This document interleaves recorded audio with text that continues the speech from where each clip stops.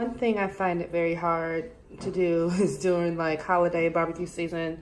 When I go to people's houses, they typically do not have anything kind of made or in the menu for me and Ava's diet. So we are gonna have an early morning, like memorial celebration barbecue in the house, with just some of the stuff that we have in our refrigerator. So I diced some carrots and put some mushrooms in here and added some nutritional yeast for the cheesy finishing taste, and then some liquid aminos, and then also some maple syrup just to have the carrots a little bit sweeter.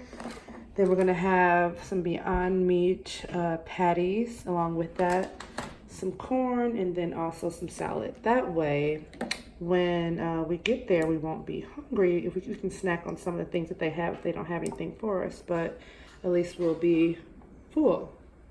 So yeah, that's our kind of holiday hack. We eat before we go out, and then we kind of nibble on some of the things that they have there. So helpful tip if needed. And we're gonna have some diced potatoes on the side.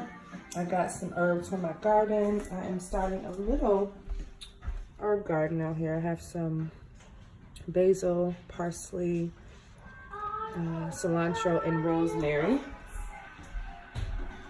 It's coming along. Looking good. The potatoes are done. The carrots are delicious. Ava ate pretty much all of them, so that's why I only have that many left. And then we have some corn on the side, and then our Beyond Meat burgers. I think it's so cool that they actually are like juicy and kind of look like they're beef burgers, but they're not. They're vegan. So that's our meal is complete. Stop it, little doggy. You have to stay in your cage, okay?